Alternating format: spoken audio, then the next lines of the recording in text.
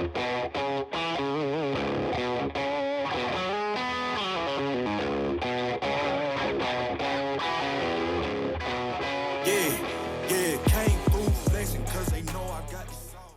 a Danny Worsnop song. And I don't have to write this one too. you don't have to write this one at all. It'll be good. All right, cool. Let me address it. Hey, what's up, guys? Let me see. Make sure it's good. Great start. That's the intro? Yep. That sucks. So what's the worst thing you've ever done? Yeah. Tell me your deepest, darkest secret. They're two different secrets. Your deepest and your darkest. That's awesome. All right. Hey, guys, what's up? Thanks for tuning in to whatever this podcast is called. And it's going to be a good conversation. But anyways, that's it. Danny. Yes. What's up, man? This is really fun. It is. It is. So many things are up. Moving into a new house is so overrated. It's an exciting journey and an exciting chapter to go through. It's an exciting chapter to think about going into. It's much less fun in practice. Yeah. I was talked into buying an old house and that renovations were easy because someone saw how to do it on TikTok, which watching a video of someone who's done it 10,000 times and doing it for the first time, apparently very different. Yeah. Well, and also it's not the first time they do it on TikTok. Nope. They've done it 3 times before they hit the record button. But you'll figure it out. Yeah. It's fine. You'll figure it out. Yeah. We did the bathroom yesterday and she was like, come look at it. And I walked down, I'm looking at it. She goes, you hate it. And I said, I don't love it. And she said, I'm going to redo it tomorrow. So we're going to do this bathroom 5 times. The good news is it's only time and money. Yeah.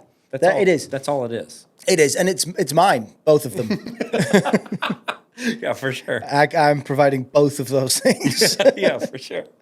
All right. Well, so this conversation, hopefully it'll be somewhat regular that we actually get together and do this. I'm really good at starting things.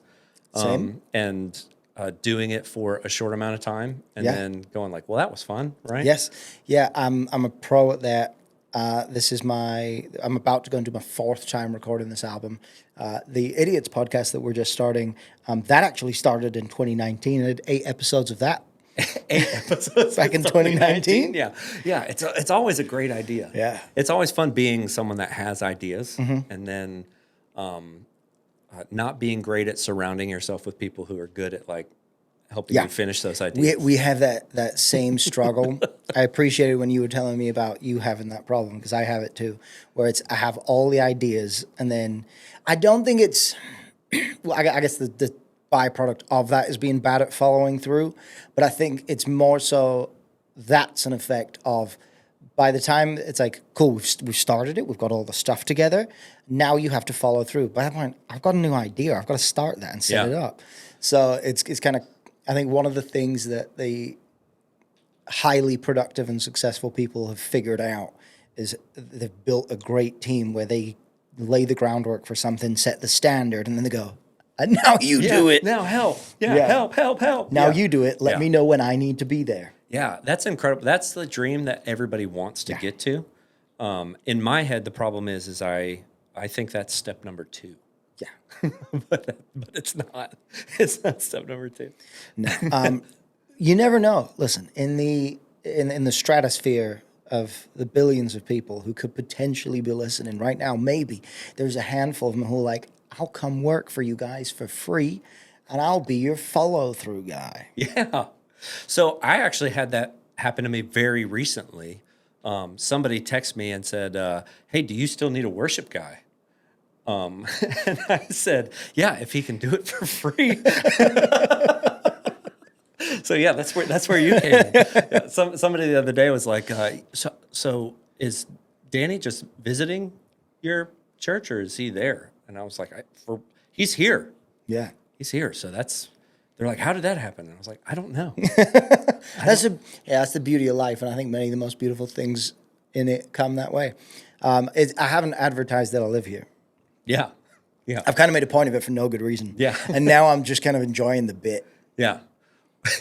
I'm forever just gonna be visiting, and I'm never gonna Like actually acknowledge that Yeah. I moved. It's like I didn't actually buy a house. Yeah. I have a property. Yeah. Yeah, that's it. You have a second house here? I have a house here. I have a house here. I got a house here. Where's your other house? Yeah. You don't even know about that. Yeah, for sure. All you need to concern yourself is the one here. Yeah. Well, it's one of those things like there's even just at Wellspring, which is probably the majority of people who are going to watch this first episode at least, is like, where did this guy come from? Like I had one of the guys at the church were like, how do you meet interesting people all the time, Brian? I was like, I have no idea. I just run into them and things happen. Yeah. Like, how did you, besides like, whatever, being here, where do you all of a sudden go, yeah, I'm going to lead worship at a church? Because everybody knows Wellspring's a mega church in town. Yeah. Here, we're enormous. Yeah. Busting at the seams. It's Wellspring, Hillsong. Yeah. Those guys take notes. Yeah. So how did that happen? So I've had an ego problem, shocker, throughout my adult life, and that's something that comes with getting successful as a musician at a very young age. I've worked very hard on trying to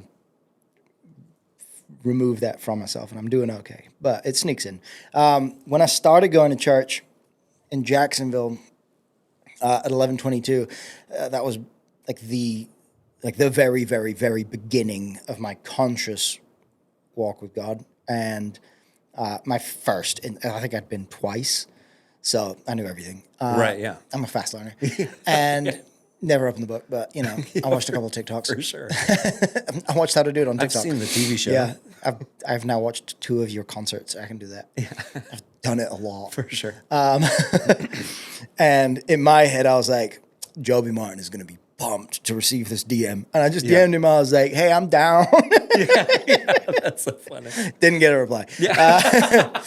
Didn't get open. So that's probably why. If you'd have seen it, he'd have been so excited. Yeah. Didn't hear back. But I was only there for a couple months longer than that. Then moved to Nashville. Found a great church there. I've been very, very blessed with, I haven't found a bad church. I've heard a lot of people's horror stories. And some that aren't even horror stories, just like, Yeah. I've been very fortunate to where I found great pastors and great churches and great communities. I found a great one in Nashville, and we went to a few, and I remember I was sat there, and, it's the whole bit during the church bit where it's, volunteering to be a part of it. And in my head, I was like, this is a no-brainer. Right. I know exactly what I can contribute here. Yeah. And as soon as I thought that, he said, we have 87 people on our worship team. We don't need any more. Yeah. And I was like, that was a message for me. Yeah. Got it. Yeah. And from then, despite it being something that in my head, I was like, that'd be cool because it's the thing I do and the thing I love doing. Mm-hmm. And I get to purpose that into a really positive outlet and direction. I did have that internal battle of like, I've done this for 20 years and I've had a great amount of success doing it. 100% of that has been, look at me. Yeah. I'm the star. Mm-hmm. And how do I get the attention here and keep the attention here? That has been my experience with it. So I had that internal battle like, maybe it isn't appropriate for me to do it because how do I turn that off? Yeah. That's the only way I've ever known how to do it. So I kind of gave up on the idea. And then, our mutual friend Corey, similarly to what he'd said to you, where he was like, have Danny do it, is I was sat at his house. Yeah. It was the day I went to go view my house here because I'd flown in. And he said, Brian is looking for someone to lead worship. You should go do it. And my first response to that was, I don't know who Brian is. Yeah. He goes, yeah, you do. He owns Bogies. I was like, I've walked into that building for 3 minutes one time. Yeah, you were there once. Yeah. I had a show. I stopped in to say hi to you. Yeah. And speak and say hi on a podcast real quick. And then I you don't left. know Brian. Yeah. It's like, you met him, you know him. I was like, don't. Yeah. I don't. And then I had the same thing you do. Where I was like, I'm going to have to meet him and sit down and attend the church and, check it out first. But yeah, that was the kind of natural transition into it, to where I think it's that whole thing of when you're open to being pushed in a direction. If that's where he wants us to be, that's where he'll put us. Yeah. And maybe it was, I'm not supposed to sing at 11:22. I'm not supposed to sing at Legacy. I'm supposed to sing here. And maybe in the whirlwind of that journey that was, learn this, observe this, take that piece of information, and you're gonna need it. Yeah. Yeah, it's always weird how your story, it takes different trajectories and how you would plan it, or how you would think that it ought to go.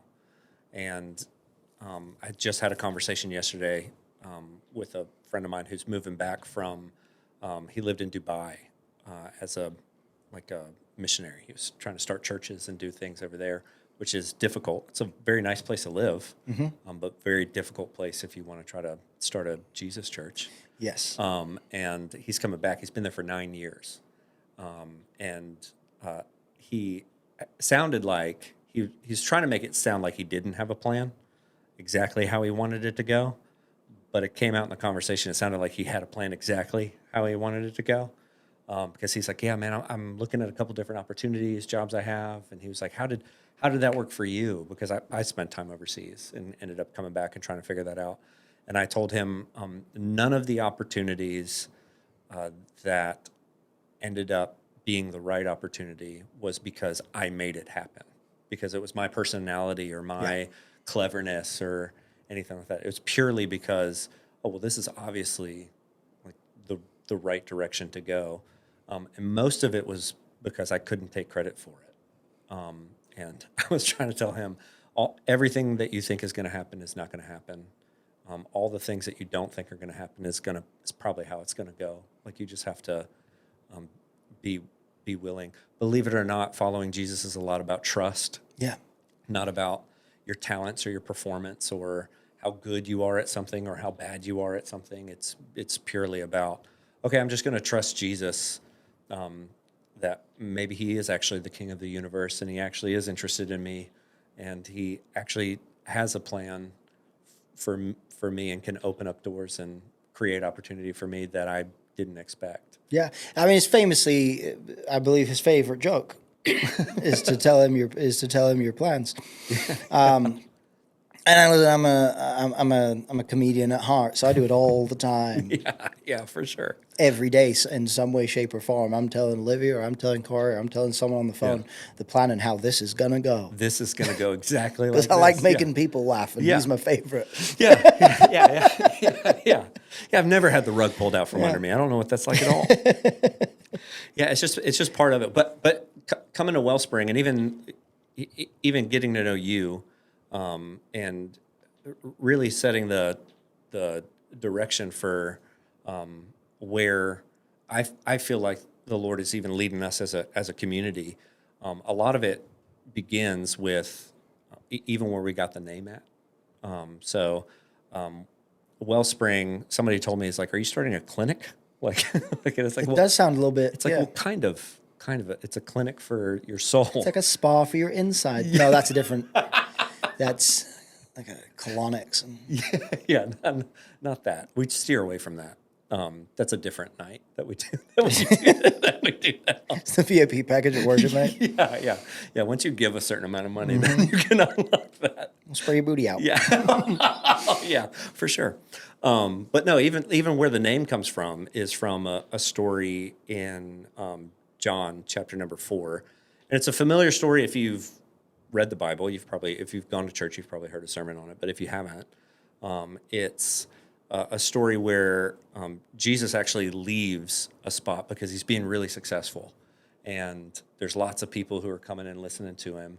And all the religious people were like, hey, do you think he's baptizing more people than John the Baptist is baptizing people? And so it becomes like this weird undertone conversation of like, who's better? Is Jesus better or is John the Baptist better? And it just immediately Jesus leaves like that whole conversation, like not even remotely interested in that. and it says he has to go through Samaria, which was not where any Israelite would want to go through, because there was a big beef between Jews and Samaritans. Still is. And they end up going through Samaria, and all the disciples are like super uncomfortable. It's not where they want to be at. And he goes and he meets with one woman in the middle of the day. And she's there because she has a reputation. And you don't immediately know that when Jesus introduces himself to her. But Jesus kind of susses it out, and like it's like, hey, I see you, and I know who you are, which is always the most comfortable thing that happens when the Lord comes to you and goes, I see you, I know, I know who you are. He doesn't have to ask us about our deepest, darkest secret. No, he knows both of them. He does. Who's there? I hate that. Yeah. And so he has this encounter with her, and he asks her for a drink, and she gets religious on him, and he just cuts through all that and says, like, if you knew who was talking to you, you'd ask him for a drink, and he'd give you living water. And the conversation goes on after she gets religious on him, and he says, like, the time's coming, and it's right now, that God is looking for true worshipers, people who worship him in spirit and in truth. And growing up around churchy people and going to seminary, I call it cemetery, I always thought spirit and in truth meant like right, like correctly, like doing the right things, believing the right things, saying the right things, behaving the right way. But that's not what he's saying at all. When he says spirit and truth, he means like truly, like authentically. Yeah. And he kind of like pulled the cat out of the bag on her already, because he was like, well, just go call your husband. And she's like, I don't got one. And he's like, yeah, I know. I know you've had 5. And the fellow you're with right now isn't your husband. And so that's the thing that really ends up drawing her to him, was that he saw her, the real her, in all of her mess. And that's the thing that she ends up going back to town and sharing, was like, I've met the Messiah, like I've met the Christ. And they say, well, how do you know? It's like, because he knows everything about me. Like he saw me. He knows everything about me. And he's still connected with me. Like he came and talked to me. And like, that's what Wellspring is about. It's like, man, I don't necessarily fit in everywhere. Like, I don't know if you necessarily feel like you fit in every in the church world at all. Yeah, at all. A friend today was telling me, he's like, so at Wellspring, the 2 guys that are going to be on the stage, at least the most communicating to people, own a tequila company and a sports bar, and that's the church. Mm-hmm. I was like, that's not the church. That's not the church, but those are the guys that are leading it for sure. Yeah. and he was like, nice, yeah. That's good. You should lean into that. And I was like, yeah. Well, I'm certainly going to try to do that. You knew that was going to happen. Yeah, I need you. I did, and I need you to talk right now, so I can anyway. Do a commercial. Got to come. No, I think,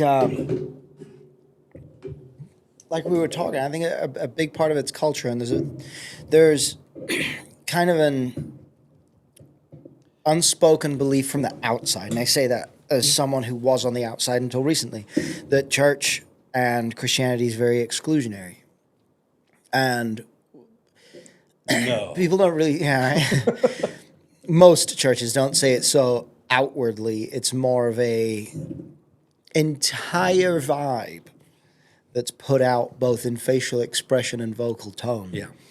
And like I said before, I've been very fortunate where I haven't experienced that, but I've spoken to a lot of people who have, and I mean a lot, because the second I started speaking outwardly was apparently on the internet, that's an invitation for everyone else to tell you you're wrong. Yeah, to tell you, or to trauma dump on you. Yeah. One of the two. Yeah, and it's been a blessing because I've gotten to kind of talk people through some of their experiences or some of their preconceptions about it.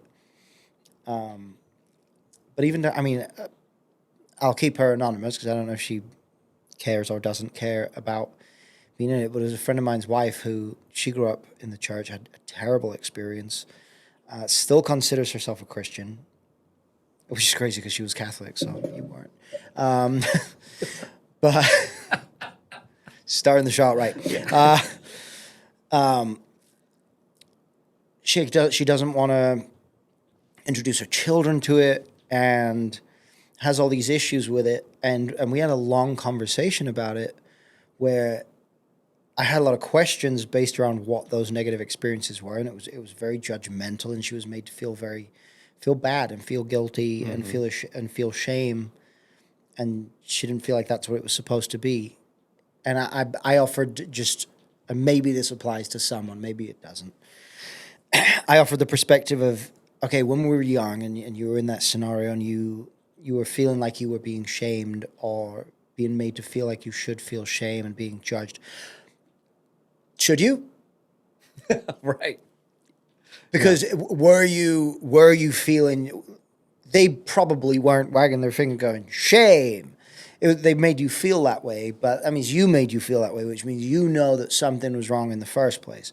Because if I try and shame you about wearing white shoes, you're going to go, that's stupid. Yeah, that's just what I do. Yeah, there's nothing wrong with that at all. Mm-hmm. You clearly have an issue with white shoes, and I don't know what that is. Yeah. Strange. Yeah. But if it's something that you know inside probably shouldn't be doing, that's where the shame comes from. Right. So were they being a bit heavy-handed? Was there a better way for them to go about it? Almost definitely. But was that shame coming from the right place? Like, was that an internal thing on you? That's very possible. Possible. Yeah, that's one of the things, even interesting in that story in John 4, is that Jesus addresses the issue that this woman has. And I think that the church is really good at shaming people. But when Jesus brings it up to her, he's not doing it to shame her. Yeah. There's a difference in between being shamed and being seen. Yeah. And I think some of my experience and perspective in it is like, yeah, I've been a part of that. I have shamed people. I've even believers that, oh, you did this thing? How could you? Like, how dare you do this thing? And you just put shame on people. And most of the time, I think in religious institutions will do that because it makes us feel right and better. We're doing the good thing. Yeah, We're good. being Christ-like. I'm good. We're enforcing the good behavior. Yeah, everybody wants to be told that they're good, you know? And there's just a difference in between shaming someone and seeing someone. Yeah. And I think Jesus was a master at that. He did shame people who deserved it. It was mostly religious people. For shaming people. Yeah. Almost exclusively was the only thing he shamed people for was shaming people. Pretty much, yeah. But Jesus was a master at seeing people. And like that story from your friend's wife can be repeated a million times. Yeah. And I think it's because institutions are good at shaming people. Yeah. And there's a big difference between Christianity, the religion, and Christianity, the following Christ. Yeah. And that's the heartbeat behind why Wellspring exists, is because I've been shamed. Like, I've been shamed as an unbeliever and as a believer. I've been shamed. Probably more the latter. Yeah, definitely. Yeah, try being a pastor. You think the expectations are very high. And I try to tell people, I think I don't know if I've told you this yet, but I'm going to right now. I will let you down. Like, nice. I will disappoint you. That is going to happen. And try being a divorced pastor on top of that. That's everybody is looking for a divorced pastor. Yeah. Like they're like the things on my checklist. That's what I want. I want a heavily tattooed guy, so he's a great example to my children. Yep. because that's Good what decision I want. maker. I want my children covered in tattoos. Yep. Yeah, that's what I want. And if he's divorced, that's even better. Yeah. Like so, Which is crazy because it's like he's really into permanence and not at all. Some things are forever, not love though. that's so funny. But yeah, it's Knives and snakes forever. forever. Yeah. Wife Yeah. for a bit. For a while. For a while till not. Yeah, but yeah, it's just one of those things where it's like, okay, I've been on the receiving end of a lot of shame, but what has helped me change was not being shamed; it was being seen. Yeah. And most of the time, it was by people who would say, "Oh, I know what that feels like. Oh, I've been in that situation," or I know. I know what this dark season looks like, and instead of coming with a ton of shame, is just coming being like, no, I see that, and knowing that like there's life after that. Yeah. Because most people, especially when it comes to faith or church or how Christianity, however you describe it or think about it, it feels like that's a death sentence. And in some way it is. It is. To your old life. And that's scary and painful. And there's finality to that. And it's like, oh no, I'm going to be exposed as this, rotten person. And nobody likes that, and that feels bad. And that can turn into shame. But like I said, there's life and change and progress and everything everything after that when you feel seen Yeah. by someone who goes, no, I know what that's like. I've been rejected. I like that you said death sentence because I feel like a lot of people put it just as a death and a finality right there, which is I think why some people struggle with it because then they leave service on a Sunday and they go, well, nothing's different. Nothing's there. I was supposed to have died in there and come out a new person. Yeah. And it isn't. It isn't the death. It's the death sentence of like, no, now the transition has begun. Yeah. Now you know it's coming. Yeah. It didn't just happen. Mm-hmm. It isn't an instantaneous. It's not a bullet to the head of all your problems. Yeah. At least the internal ones. The outside ones are going to get worse. Yeah. Yeah. You don't know anything about that. Have you heard the good word? That's funny. Have you ever had a target on your back? Yeah. A supernatural one? Yeah. It's it being a death sentence is a lot more appropriate and a lot more accurate because it's cool. Now it's terminal. Mm-hmm. Now it's terminal. The transition begins. Now you're on a different journey. Now you're not there yet. You're not on the destination, but you're on the right train. Yeah. Well, and that's even Paul talks about that in Galatians, where he's like, I die every day. Man. Like this is just part of it. Yeah. Like, and the hitch that happens a lot of times in churches or religion or even your process of trying to follow Jesus. There's a lot of people that come and visit Wellspring that are trying to make their way back to faith. Yeah. They're like, man, I really believed this at one point, and I've walked away from it, and I don't know what to do with it, and I'm trying to find my way back to it. And a lot of people have a lot of, baggage or a lot of regret, and they don't know what to do with that. And so in that process of like, okay, so yeah, now it begins. That's where all the performance starts to show up, and you feel this big, okay, so what are all the things that I have to stop doing, and what are all the things that I need to start doing? And give me a list, and I'll start doing it right now. It's like, good luck. Man. Yeah. Good luck. Like we talked about before the podcast started, I'm really great at starting stuff. Yeah. Like, yeah. I've started to read my Bible in a year 1,000 times. Yeah. You know what I mean? But I'm real hip to Genesis. I covered a Page like 96. Yeah, I'm down. I'm Yeah, down, I got it man. down. I got that first part down. I did a similar. I think we all do by the sounds of things. But I had a similar thing where at the beginning, when I walked out of that first service, and I was like, "I'm in. I have 100 questions. I don't need answers to any of them. I'm gonna be perfect now. Yeah, I know what to do." I'm fixed. And then I just keep doing stuff. Yeah. And I'm like, we don't do that anymore. Why did I just do it? Yeah. Well, it's and the problem is that everybody wakes up in the morning with this gnawing feeling of like not being satisfied. Yeah. Like there's something is off. And if you are a Christ follower, you're like, oh no, what am I doing wrong? Like I've done something wrong. And then there's this big thing of like, well, I can't talk about it. I can't tell anybody that I have struggles. And that's where, unfortunately, there's a lot of religious institutions that like you show up with your plastic smile and everybody else has their plastic smile. Blessed and highly favored. Yeah. All the cool little sayings that the Christianese that everybody uses. And on the inside, everybody's like, yeah, but I don't know if this is working. Yeah. Like, I don't know if this is working for me. It can't be God's fault. So it has to only be my fault. I'm bad at this. I can't be here anymore. And it's this feeling of like, people only have two options. I have to either just fake it till I make it, or I have to feel like I'm a failure. Like one of the two things. Those are my only two options.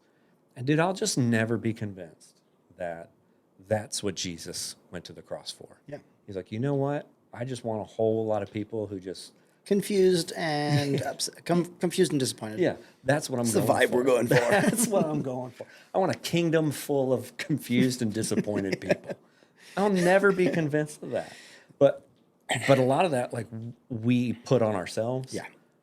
It's because we, in our very, very limited perspective, the smartest person on earth has the entire toolbox of what we have here to put stuff together with.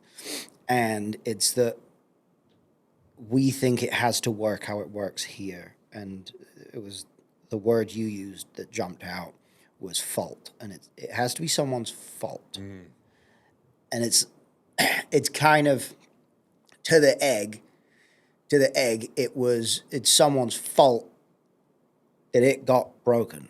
It's like, that's not what we're doing. Yeah. That's a thing. That was a step in this. And we can look at whatever the struggle is and whatever the hard thing is and be like, well, this is my fault or it's God's fault. It's like, fault's the wrong word. It's putting a really negative thing. And yes, the thing that is happening right now may feel or be negative, but what if that's the egg breaking to make something else? And that has to, that was another thing I've got into with people online, where it's the second I started talking about it, everyone, this will be in my head forever. And it was a young girl who vehemently disagreed with me and was upset that I was spouting any kind of religion at all. Mm-hmm. It's probably not true. They only get mad when it's Jesus. Yeah. Not any kind of religion. Ever. Just one. Anyone. Weird. But instead of arguing and being rude or anything, she said something that really, it stumped me.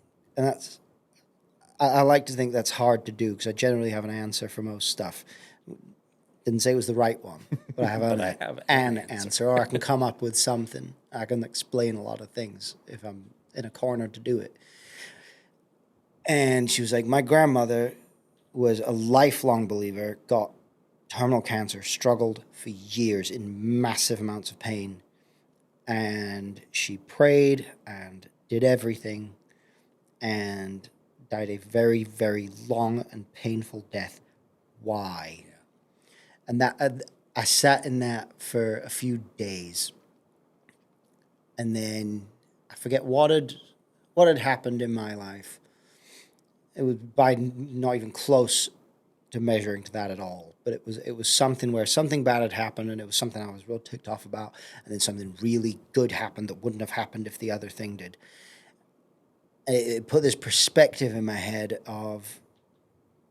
to something much larger than us, looking at a picture from much further away. Maybe sometimes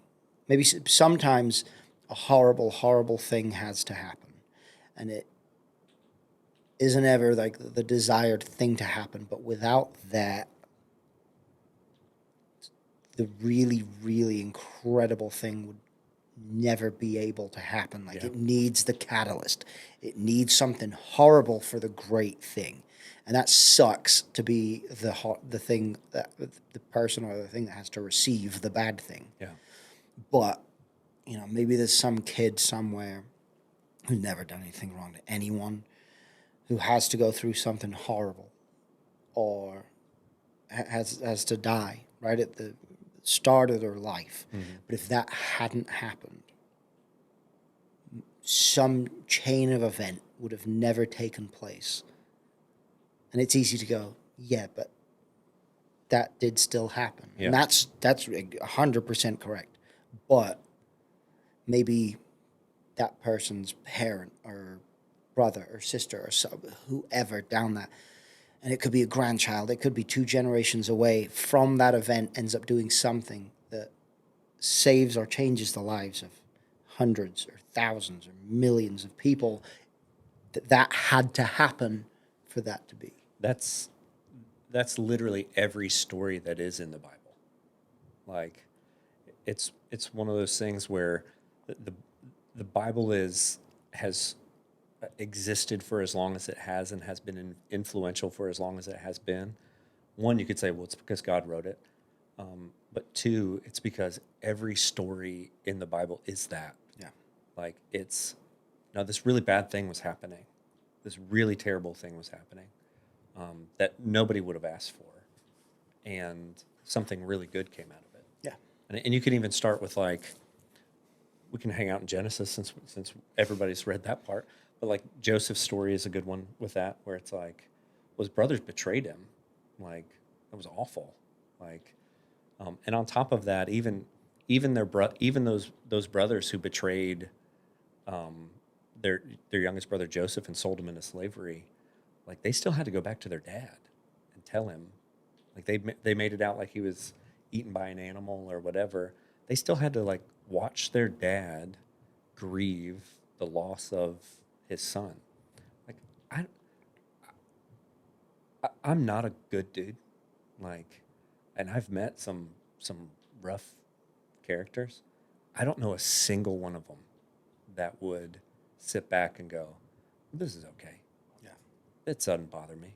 Like, every single story in the Bible is full of suffering that is either brought on by someone else or that just seems completely unexplainable, that is affecting people, that something good happens out of.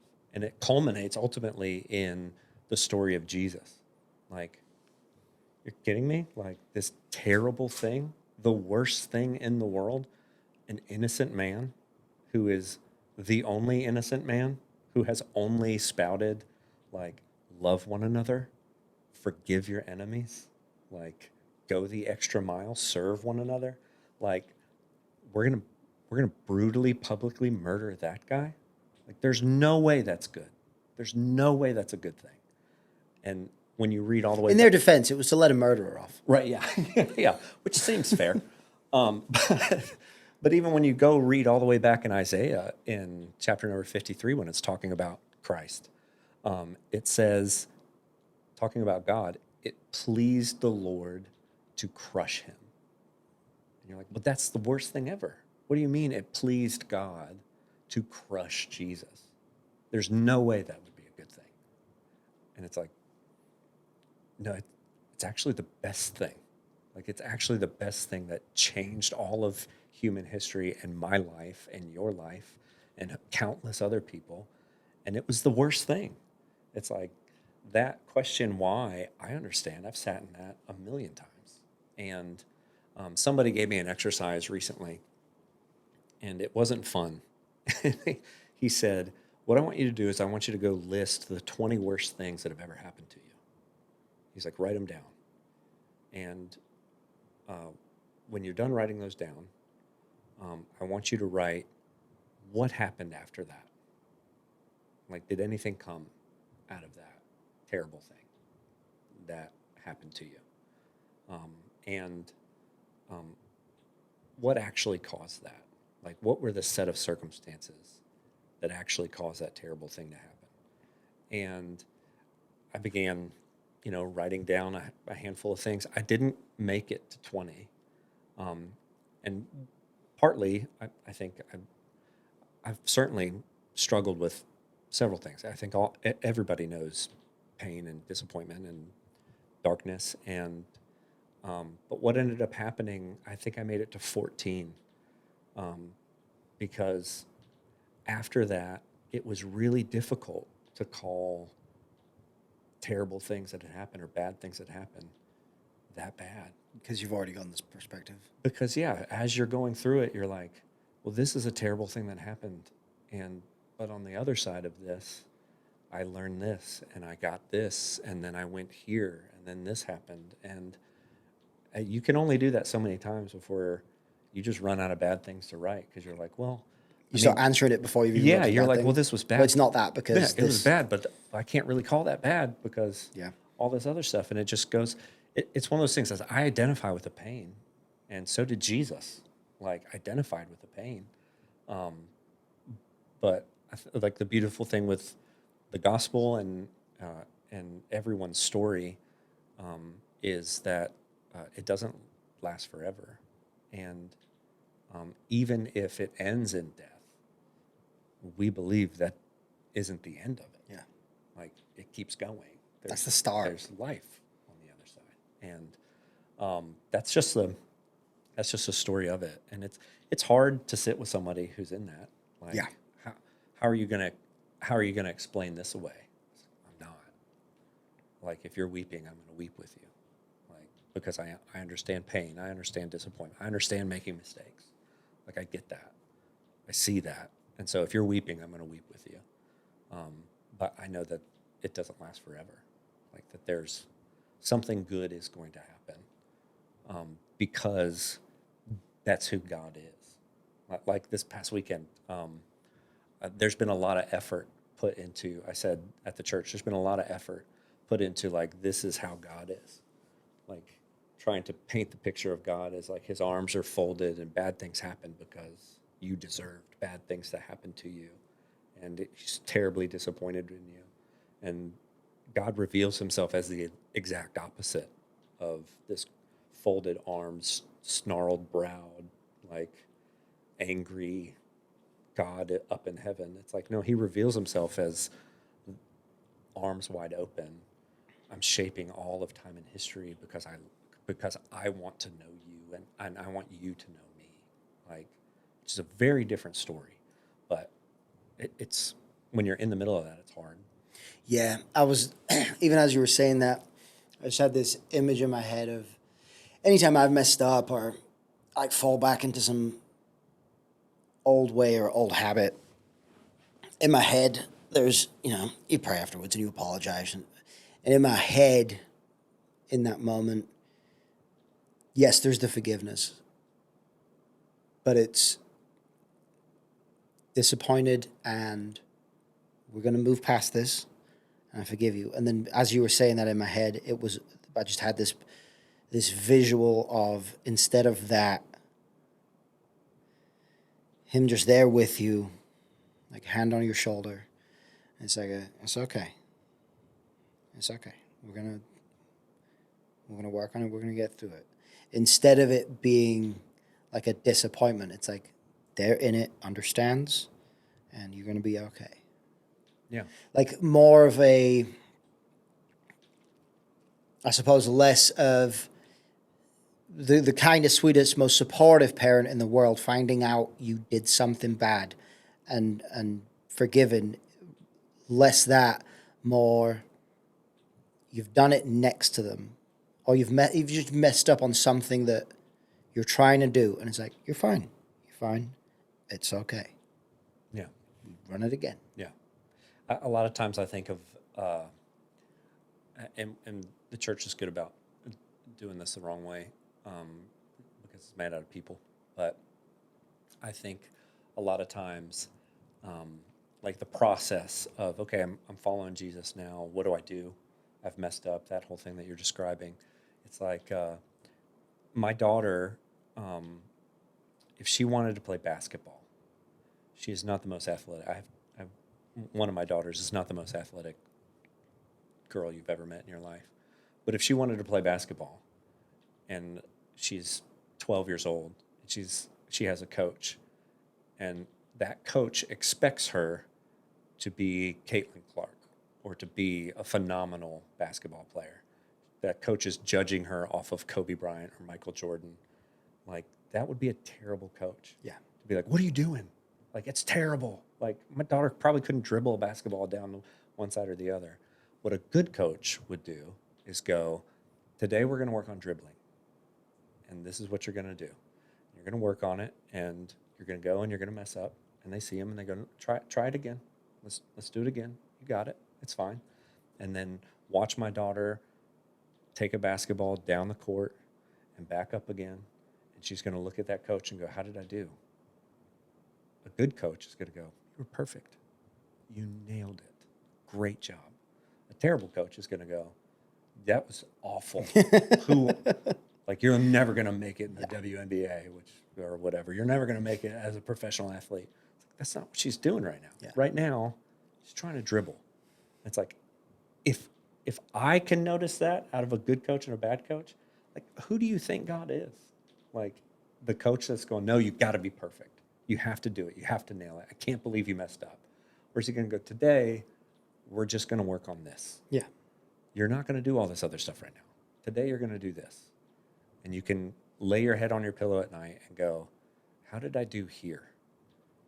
And he can go, perfect. Like, you nailed it. Great job. Like, well, what about these other relationships? It's like, we'll talk about that. Like, what about this other? And I was like, we'll get there. You're doing it. But this situation at your work, this situation with your spouse, this situation with, whatever internal battle is going on with you, you nailed it today. Like, that's the God that I read about in the Bible. Like, not the overbearing, I can't believe you did this. Like, the heart of the gospel is, I couldn't do that. And that's why Jesus showed up. Like, because I couldn't do that. And that message gets spoken a lot, but not really experienced a lot. Yeah. And every time I've experienced it, I've actually grown. I've actually progressed. And there's just something, I use the word real a lot. Like, there's just something real about that in your relationship with God or your interactions with other people. It's not like this fake, I expect you to be perfect. I expect you to never mess up or anything. Like, you don't do that with your spouse. Like, You don't do that with anyone. no, with anyone. You don't expect anyone to be perfect. I have high standards for myself. I have lower standards now, but I have high standards for myself. But I don't even do that with myself. I find excuses. Well, I tried. Like, and sometimes those aren't fully true. But it's that the reality of, like, no, this is a process, man. This is a process. You're going to be in it, and God sees you in it. Like, and that's that difference in between being seen and just shaming you for, can't believe you didn't dribble the ball. Like, why didn't you slam dunk? You're a 12-year-old girl. Yeah. That's how God sees you, as a 12-year-old girl trying to play basketball. Yeah. That's how I see me sometimes. That's great. That's great. Anyways. Just trying to connect. I saw I don't know if this is related to or not. Same guy, so segues are easy. Yeah, for sure. I saw a video once, and I don't know how. I'm new. I'm relatively new here. Before people jump down my throat, I saw a video that was very interesting. I don't know theologically how accurate it is. Maybe it's straight up heresy. I don't know. But it was very interesting, and it put Jesus in a different light to me. And the video was why Jesus had to happen outside of our bad behavior. Mm-hmm. And it was all part of a bigger argument as to justifying Christianity. Well, not justifying, but proving Christianity. Mm-hmm. And this part of it was God infinitely knowing, forever, all-powerful being compared to human, very small, short, limited experience, existence. How can we possibly, and we still can't really, but how can we possibly relate to that? We have no concept at all to draw from. Their claim within that was similarly his judgment of us, which just how much of that is based off his perfect existence. This is the part that I think does toe the line of heresy a bit. But insert Jesus, where he brought God to earth in a human body with the human experience, towards we have now an observation of that. Yeah. We've seen it can be done. Yeah. We are capable of doing that. He was faced with every challenge and more that we have. And on his side, he now completely understands our experience and how difficult this is and can be. Yes, he did it, but maybe that's where some of that came into where that's what got us the ticket. That's what got us the forgiveness, where he's like, I get it. This is very hard. Yeah, it's like God was never tired. Not that he didn't get it. Right, no, I understand. God was never tired. He can't tire. But What are you going to tempt him with? yeah, but Jesus got tired. Yeah. Like Jesus was tired. In the story with the woman at the well, he was hungry. Yeah. Like he was hungry and he was thirsty. Yeah. I've gone 40 hours without food once. Yeah. Yeah. Cannot imagine shifting that to days. Yeah. 40 days. 40 days and then let me tempt you. Like, yeah. I get hangry after 4 hours. Yeah. I'm a well-fed American man. Like, I get hungry quick. No, yeah, there's certainly, I think one of the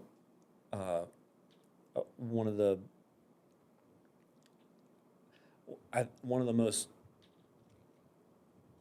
I think beautiful is the right word to use. Like one of the most beautiful realizations is, I want to know what God's like. Yeah. This infinite, cosmic, like all-knowing, all-powerful, everywhere at one time. How do I express that? How do I fathom that? It's like, no, if you want to know what he's like, just look at Jesus. Like that's exactly what he's like. And it like that just brings everything that we've talked about, but like temptation and disappointment and betrayal and hardship and fatigue, all of that into a different light of this is what the Bible means when it says God has grace for us. Like it's like, yeah, like there's a passage where he says he knows our frame, that we're dust. Like he knows that. It's like, well, part of why he knows it isn't just because he's all knowing, it's because he also like experienced it. Yeah. Like Hebrews says Jesus was tempted in every way as we are, but he was without sin. Like completely experienced the same experience that all of us go through. Like one of the things that people they don't really tie this together a lot with the Jesus story, but Joseph was Jesus's like earthly father. It's a father that he knew, the dad he knew growing up. Joseph was older and he died.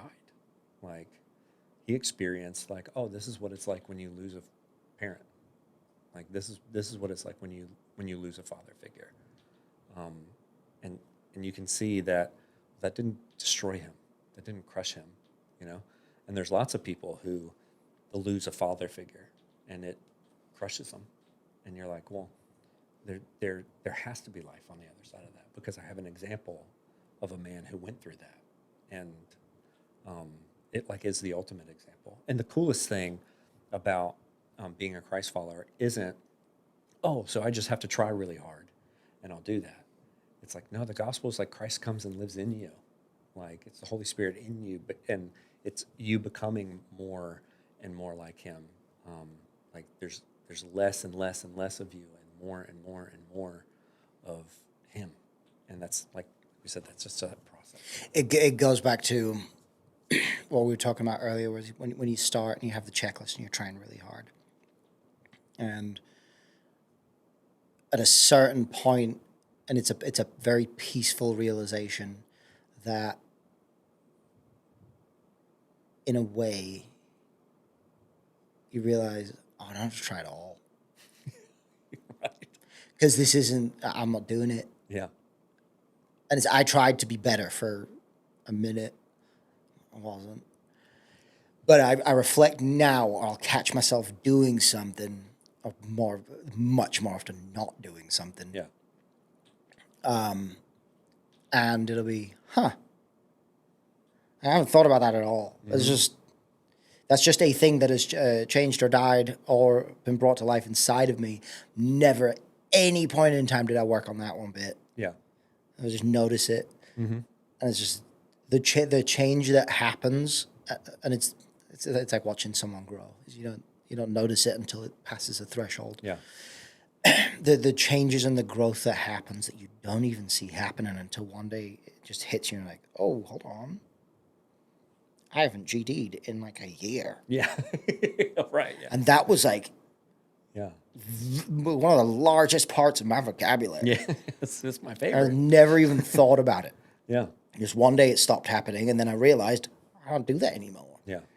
Or I hear someone else do it, and there'll just be a thing in my ear that just goes, oh. Mm-hmm. Yeah, it's one of those things of like you can put all the effort into it you want. Like you can white knuckle your way into it all you want to. Good luck. Like you're gonna fail and you're gonna be disappointed, and then you're gonna feel like you're a failure, or you're gonna pretend like you're not. Because you can't do it. Yeah, but that's where Paul says in one of his letters, and this is exactly what you're talking about. It's him who works in you, both to will and to do his good pleasure. Like a lot of times it's like, well, I have to do this thing. I have to be good. I have to be a good Christian. I got to be a good father, be a good husband, be a good whatever it is. And I have to do this, and I have to want to do it, and I rarely want to do it. But it's like, no, there's a thing about being a Christ follower where it's like, no, it's God that works in you to will. It's like, there's things that what you're talking about is like, oh, that just died in me. Yeah. Or, oh, wow, that just came to life in me. Like, where did that come from? It's like, well, it's God that works in you both to will and to do his good pleasure. It's not Danny who works in Danny to will and do God's good pleasure in the earth or in your life. It's him who works in you. Yeah. And there's a ton of freedom there. And it seems like it's super simple or super shallow. Yeah. I talked about this past weekend too. It's like, oh yeah, you just have to trust that. You have to give yourself to that process. You have to surrender to that process. It's like, well, that just seems super shallow, man. Your faith seems it's so easy. It's not even you trying. It's like, no, faith isn't shallow. Like faith is like surrendering to that. Like God actually wants to will in me. And he actually wants to do it. It's the difference between you doing it and him doing it. Yeah. And I believe within the pages we've had a conversation about works before, but I think that's where that comes in, which I also, by the way, controversial. I disagree with the whole saved by Christ alone, through Christ alone, in Christ alone. That's not true. That's not true. That's not accurate. And I had this conversation the other day with someone when I was in Texas, and it was similarly with my friend's wife was the back end of that story and the conversation I had with them, where it's the whole thing of, well, I don't do this part of it. I don't believe in that part of it. But, I try to be a good person. I try to do good things. And, I feel like I can be judged on that. And I feel like I'm doing good and I'm a good person. I'm like, listen, your mind and your heart's in the right place there because you don't have to follow Jesus to get into heaven. That's the other good news. You don't have to. You do have to be perfect. Yeah. So just make sure you never have and never will sin. Yeah. Because you can do it. Yeah. He did it. Yeah. You could do it. There is another way. Yeah. I don't remember seeing Jesus pray the sinner's prayer. No. If that's a thing. No. That's the part that a lot of Christians and a lot of people teaching and preaching just leave out. You don't have to go through Jesus. There is another. You just have to be perfect. Yeah. just have never, just be perfect. Yeah. All the and time. it's not impossible. It has been done. One so far. Maybe you're number two. You might be. And I'm not small-minded enough to say you're not. Yeah. Because I don't know you. Yeah. Maybe you are. You're probably messed up push and play, but yeah, maybe you've done. But yeah, I've noticed those things and those changes, because it's easy for us to say, and in our head it's like we're gonna works. I'll do works, which I'll not do, but I'll do works. And it's easy for us in our head to go, cool, never watching porn, never judging, never insert 10 million other things that we and I have done wrong. And then one day you catch yourself being like, I've just avoided that completely. I haven't even thought about it. Yeah. I've walked past someone in the street. I still mess up on this one all the time. I walked past someone on the street and my first thought wasn't, you look stupid. Yeah. Or why are you homeless? My mind instantly goes to empathy and like, how did you get in this position? Like, what? I can't imagine the horrible things you've been through. Whereas before, I would have thought other things. I'm not going to list right now. Yeah. my brain the comedy started now. Like, time and place. Yeah, for sure. It's happening in real time. We're seeing an example of it. Yeah, no, it's that's the best. So there's two things that's really great. Is you there's an enormous amount of pressure that people feel to try to fix themselves. Yeah. You can't. No. You're not going to. Super underqualified. He's going to fix you. Mm-hmm. Like, give yourself to him. That's like literally what following Jesus is. Giving yourself to him. He will fix you. It's not going to be overnight. It's not going to be painless either. No. Like, sometimes he operates on you with no anesthesia. It's part of it. Like, yeah. Well, and here's the other part of that. There's another guy. There's another guy in the room cutting at the stitches while he makes them. Yeah. And sometimes that other guy is me pulling the stitches. Yeah, sometimes you're pulling them out yourself. Sometimes there's this other guy being like, you don't need this surgery. I got painkillers. Yeah, you're fine. Numb it. Yeah. That's a whole nother conversation. But yeah, you don't have to fix yourself. Yeah. And the beautiful thing about like finding a community of believers who are worshiping God in spirit and in truth authentically is they'll go, oh yeah, I got that same scar. Like I remember when I had that operation. I remember when he worked on me there too. And like the community, like the body is meant to like encourage and point and help you instead of condemn you or shame you, to go, oh yeah, that's not going to last forever. Or that's going to scar, but you're going to be healed. Yeah. Like it's going to be good. Like that's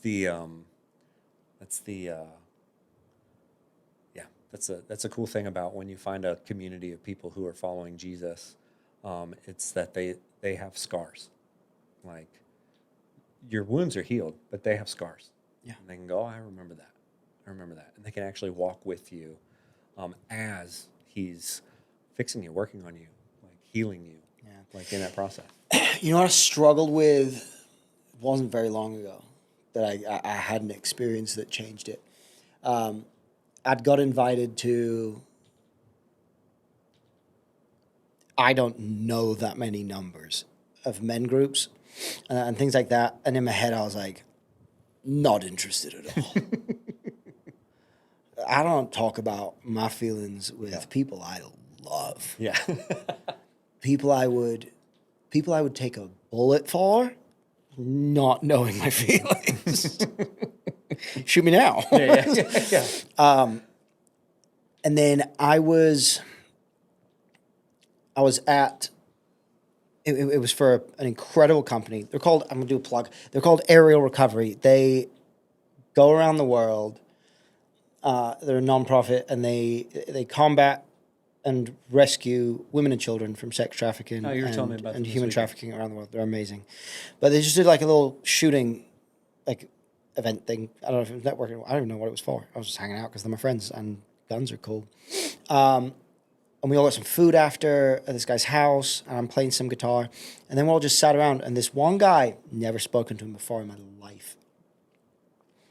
He just, he turned to me and he said, how's your relationship with God? And in my head, based off my real world experiences up until then, other interactions I've had, I was like, this is an attack, definitely. Yeah. This is a trick. I'm not stepping foot in your trap because you're gonna judge me. Yeah, you're me. I was so like it turned into everybody just sharing and talking and just being so supportive. And I was like, I got home and I was talking to her. She was like, "How was it?" I was like, I get it.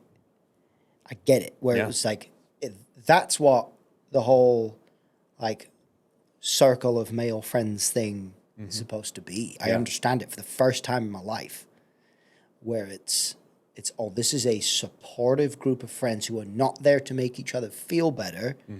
That's a byproduct. Yeah. But it's by like, hey, this is I've grown to hate this. I've been taught to hate this phrase, but I'm meaning it honestly and legitimately. This is a safe place. This is a sanctuary, and we're here to love each other and help each other and support each other. I'd never experienced that in my life, and I don't mean that to belittle any of my friendship circles or anything. No, of but course. It's different. Yeah.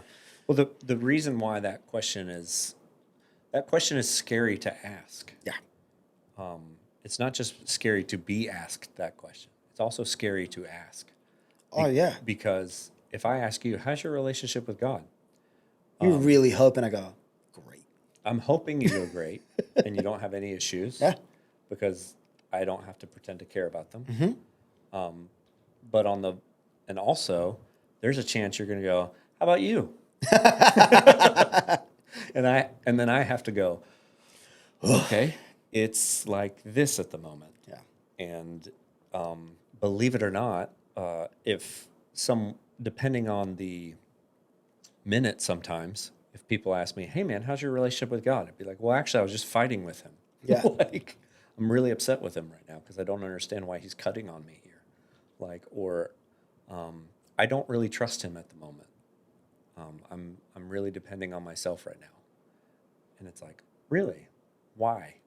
And it's all of a sudden I'm inviting this whole conversation that maybe I don't want to have because it's painful. Tell me something really honest. Yeah. Go deep. Yeah. Where's that deep, dark secret? Yeah. Well, it's one of those things of like, yeah, but that's part of it. That's everything we talked about. Yeah. Like, oh, this is going to be painful and scary. It's like, yeah. Yeah, this is going to suck. Yeah. Because Jesus, he told his followers and he told the multitudes of people, like, yeah, all you have to do is pick up like your comfy pillow and your slippers and follow me.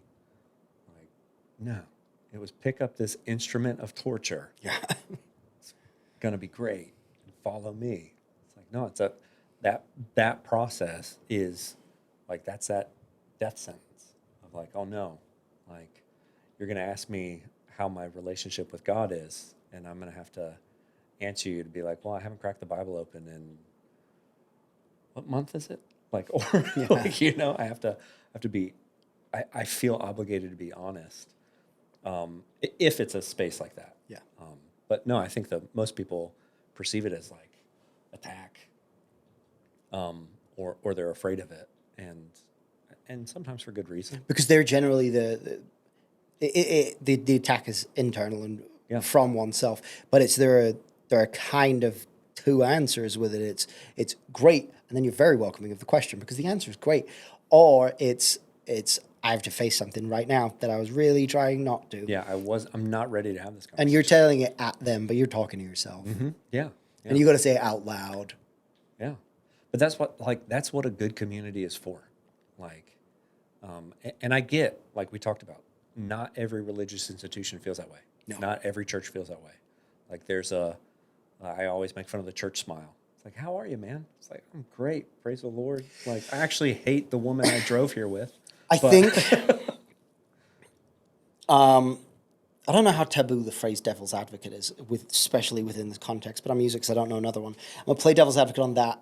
And I like to believe that a great deal, probably, the overwhelming majority of the churches themselves are not trying to breed that. I think a lot of it is human conditioning, where the correct answer to "How are you doing?" is "Good. How are you?" Yeah. And I think it's hard to get people to open up like that. Yeah.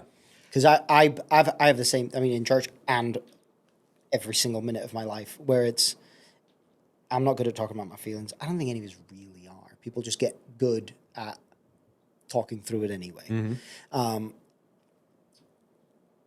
yeah, when I started going to church and when I started taking it seriously, there was still the come to the front and get prayer. I'm like, I'm a one-on-one. Yeah. I'm more of a one-on-one guy. I don't want to bring you into this. Yeah. But then some guy, I know he volunteers at the church in some capacity. He just came up to me in the middle of service, interrupted me listening to the pastor. And he just goes, "Hey, this is strange, and forgive me for interrupting." He's like, "Can I pray for you?" I was like, "Sure." No one had ever, in my presence, prayed for me at that point.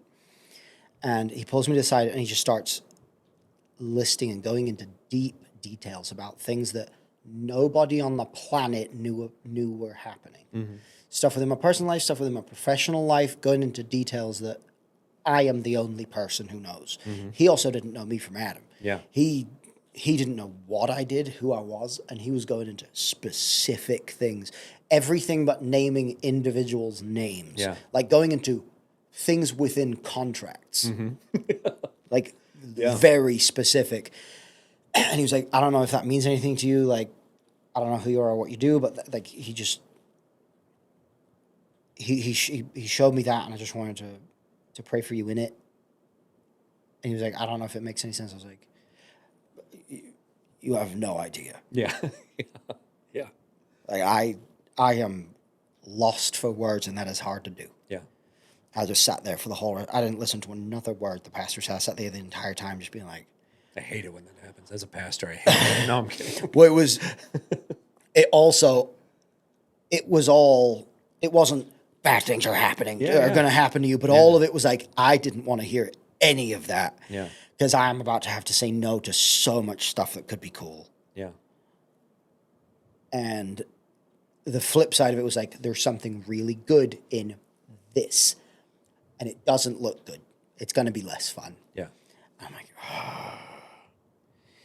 if you hadn't have told me that, I wouldn't have known. I could have pled ignorance. I could have done the fun thing, then apologized for it, learned my lesson later, and done the less fun thing as well. Yeah. I could have done both. I could have done.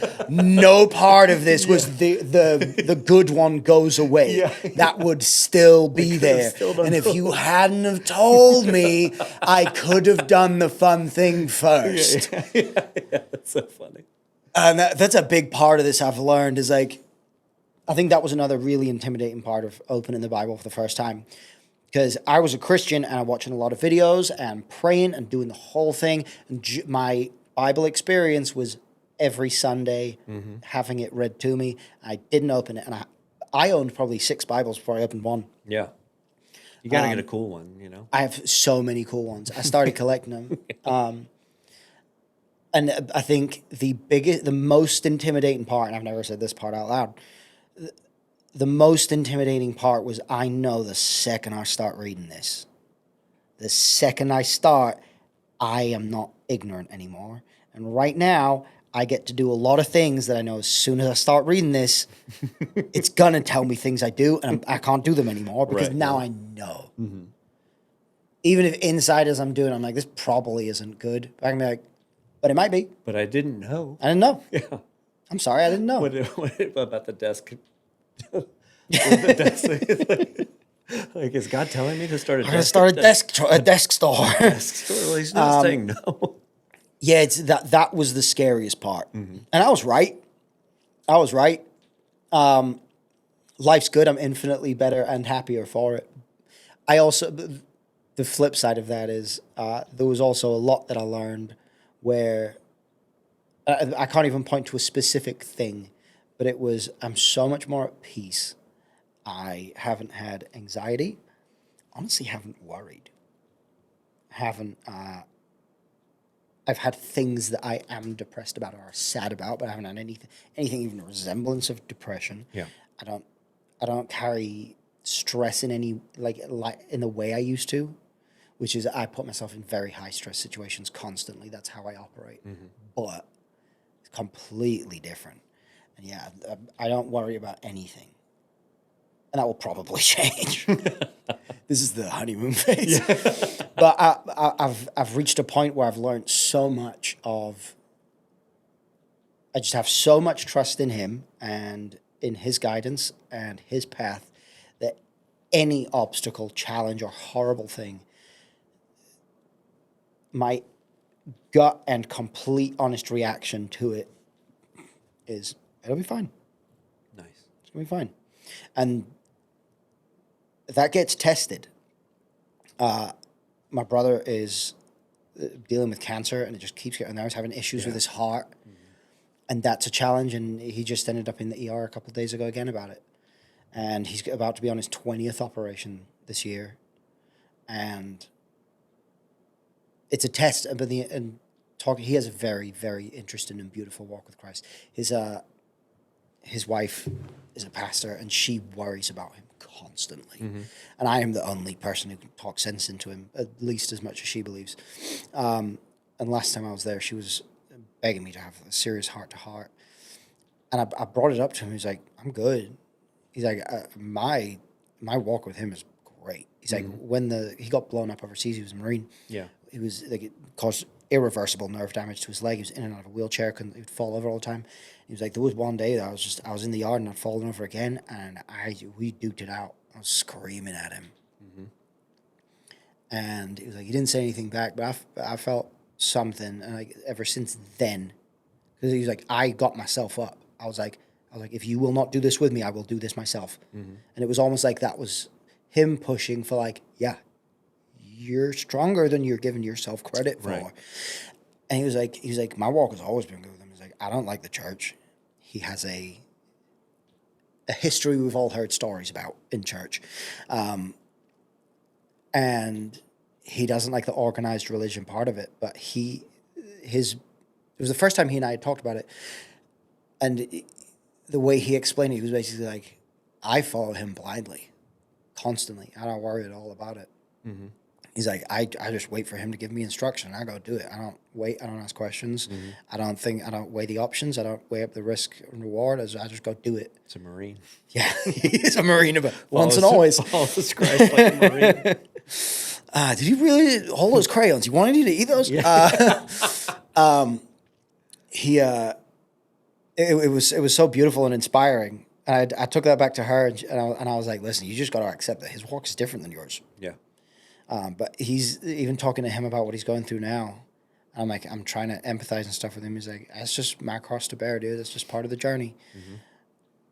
And this is, he's watching his body fall apart, and he's going through all this and the stress of it, and a million other things he's dealing with. And his response to, man, that sucks. That's how I wish there was something I could do is, this is part of it. Yeah. This is my walk. I don't know why.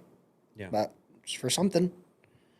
Yeah. Well, it's like, it goes back to like, well, whose fault is this? Yeah. Whose fault is this?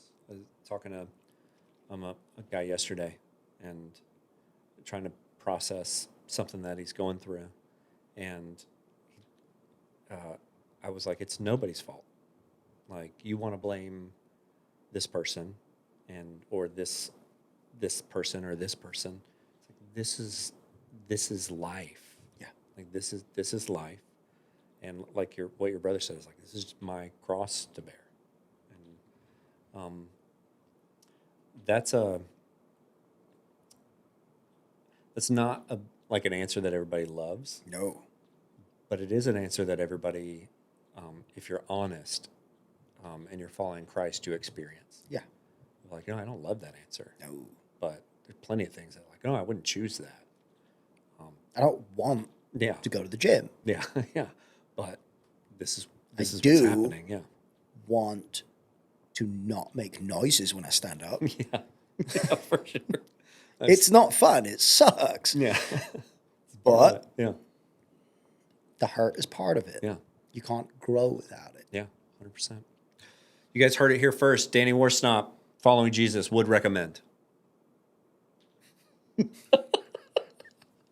All right, dude, this was fun. We went for an hour and 20 minutes. Yeah. So we'll see. I'll probably just post all of it. I don't edit most of this stuff and let it go. All right, cool. Hopefully you guys enjoyed some of this. If you're still watching or not, whatever. Our new show, Kind of Therapy, or Two Guys, One Book, Or whatever. I don't know. 2 guys, 1 book. All right.